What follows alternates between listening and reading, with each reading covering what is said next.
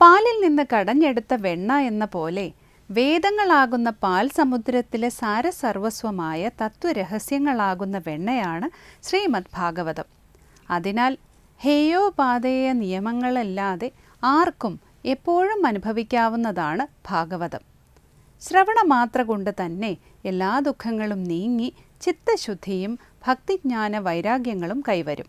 നിരന്തരമായ ഈശ്വരോപാസന കൊണ്ട് മാത്രമേ ജീവൻ്റെ വർദ്ധിച്ച കർമ്മവാസനകൾ അടങ്ങി ജ്ഞാനവൈരാഗ്യങ്ങൾ ഉണ്ടാകൂ.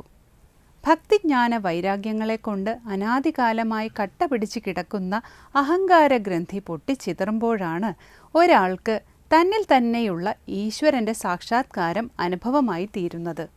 ഇതിലേക്ക് എത്തിച്ചേർക്കുന്നതാണ് ശ്രീമദ് ഭാഗവതം. നദികളിൽ ഗംഗ എന്ന പോലെയും ദേവതകളിൽ വിഷ്ണുവിനെ പോലെയും വൈദിക ഗ്രന്ഥങ്ങളുടെ മധ്യത്തിൽ ശ്രീമദ് ഭാഗവതം വർത്തിക്കുന്നു. അമൃതപാനം കൊണ്ട് സംതൃപ്തനായ ഒരാൾക്ക് എപ്രകാരം മറ്റൊന്നിലും താല്പര്യമില്ലാതെയാകുന്നുവോ അതുപോലെ ഭാഗവതാമൃതപാനം കൊണ്ട് മത്തനായ ഒരാൾക്ക് മറ്റൊന്നിലും ആസക്തി ഉണ്ടാകുന്നില്ല.